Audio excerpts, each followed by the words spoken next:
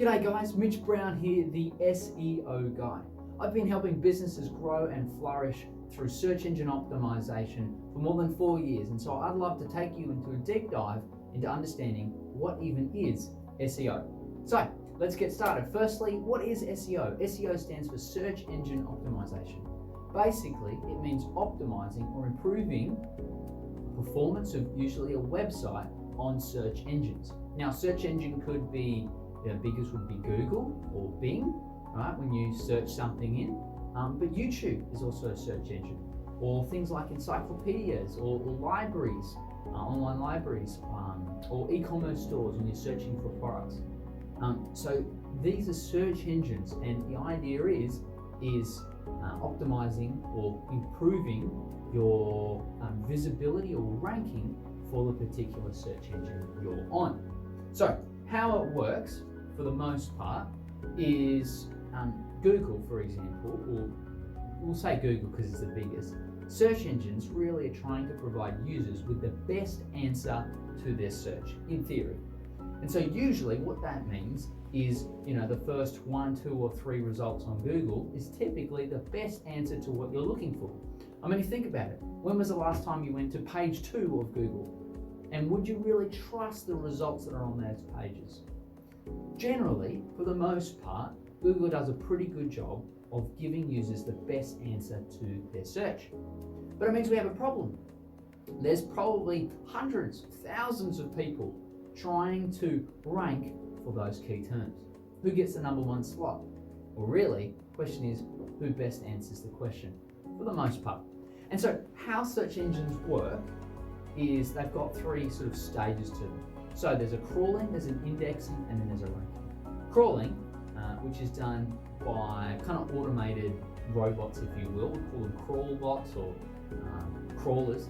And what they do is they crawl, they scan the contents of a website. So they assess your photos, your videos, the content and how it's kind of laid out, trying to understand or just trying to get a grip of things.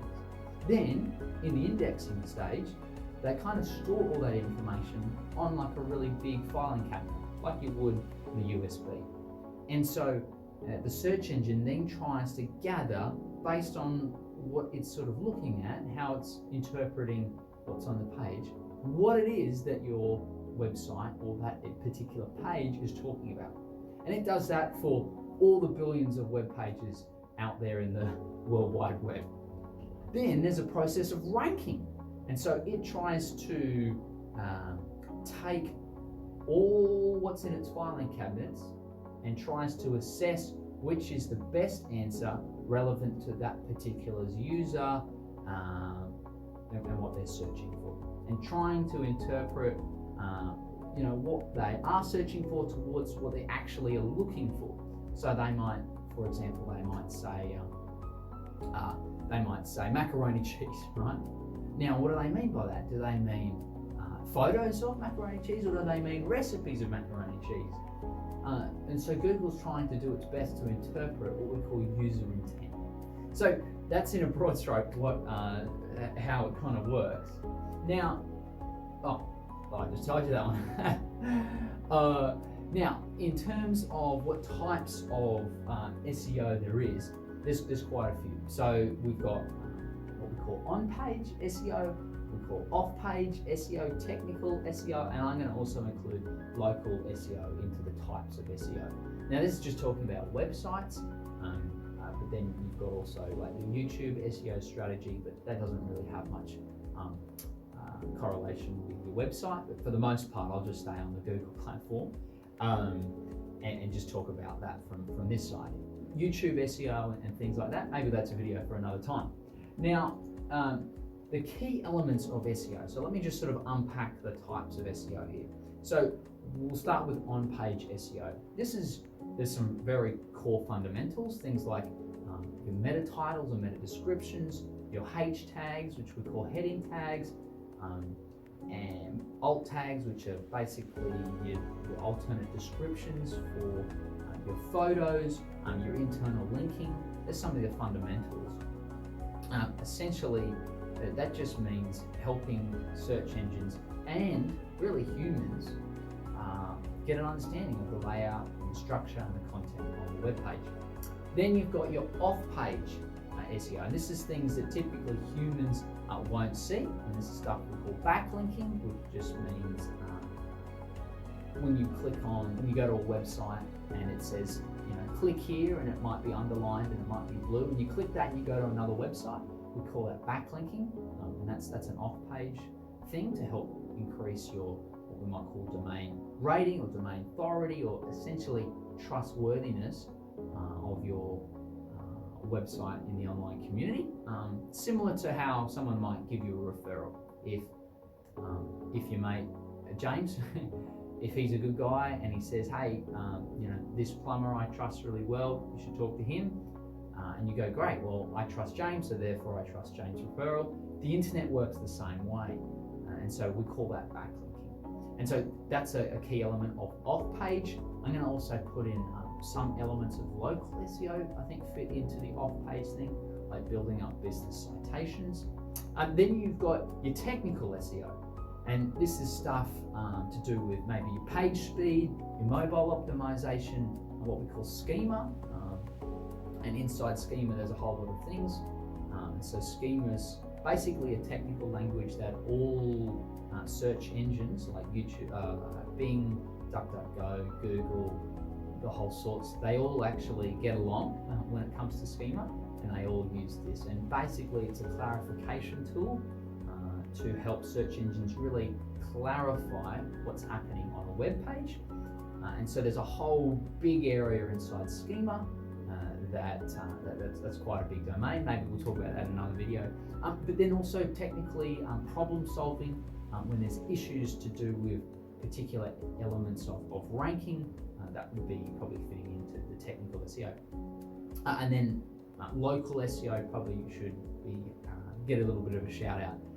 Local SEO has its own sort of ranking strategy, sort of based around creating authority when it comes to business citations like your Yellow Pages, your Apple Maps, your Google My Business, and in Australia there's at the moment about 98 different citation websites that have value, and so it's about building all of those.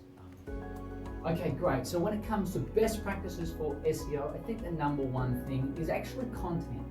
Really good, quality, engaging, helpful content is really key to best practice.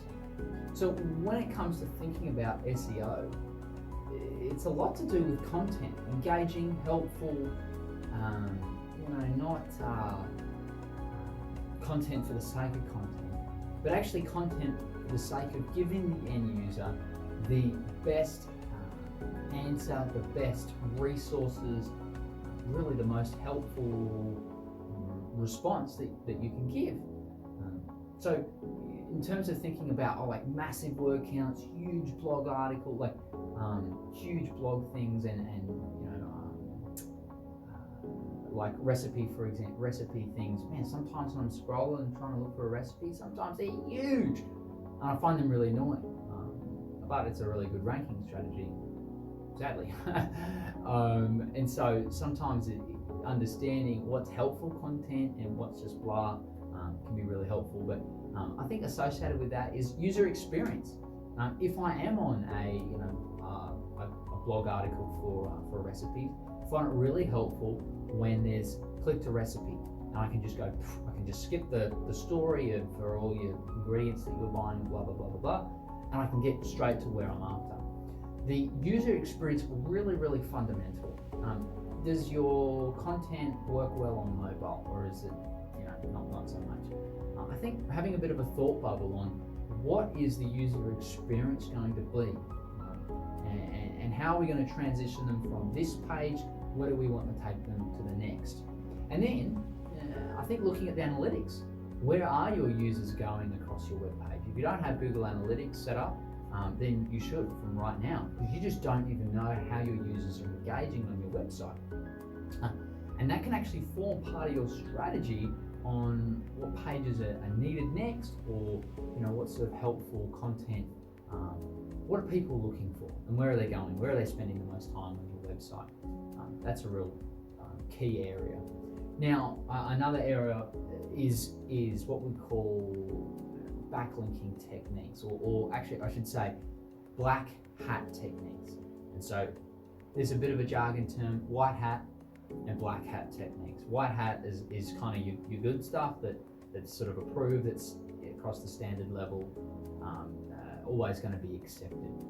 Black hat techniques are techniques from back in the day when Google wasn't as smart as what it is now. So that might be like keyword stuffing or cloaking. So keyword stuffing is where you just jam a whole lot of keywords onto the page. And so maybe it's service areas, you might have suburb, like just a whole list of suburbs there. Cloaking is where you might have white content on a white background, and you're sort of just trying to hide the text in there to sort of increase the word count, or buying backlinks. Now, there are backlinking businesses that you can pay for their services. I think that's different to buying cheap links across the internet. And there's we have a whole separate video just on backlinking itself. But for now, best practices, what we call white hat practices. Okay, so jumping across to measuring success. I think this is a real fundamental part of SEO. Yes, how are we seeing ranking improvements? Your SEO provider should be able to show you with the tools that they're using where your improvements are being made in the ranking. You should be able to see traffic increase, and also you should be tracking user data in the form of user engagement. How are they acting on your website? What's the engagement rate like? Is it decreasing? Is it increasing with the changes? What's the bounce rate like? What's the conversions? Are we getting leads for all the new traffic that's coming in? Metrics of success, really, really important to know how you're going in the SEO space. Now, in terms of the future of SEO, oh my goodness, I have no idea. It's crazy how search is changing and developing. AI has come a big part into it. We use AI for some of our things. It's a really useful tool as part of what we're doing. We don't rely on it completely. We use our own minds, brains, and experiences, and there's things that AI just don't get that that humans really do. But AI is a big part of it, and so AI search and how that affects the future of things. People can use ChatGPT to get the answer just like that. They don't have to go through a blog page that waffles on. So how that's going to impact things, I have no idea, but I'm looking forward to understanding as that unravels out.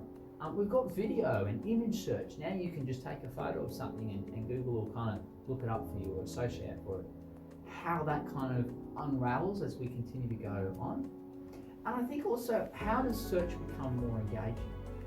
Because with social medias, you just keep scrolling. But with search, once you've found the answer, you're done. So how does a search engine continue to engage you further? You might see some things unravel over the years. But we'll see. Now, in conclusion, look, I hope that's sort of a helpful summary of what is SEO, kind of how it works. Look, if you want to dive in further to this, then I've got a whole lot of helpful resources on my website. I've got Mitch's SEO Mastery Toolkit. We've got a whole lot of glossary terms, checklists, best practices, case studies.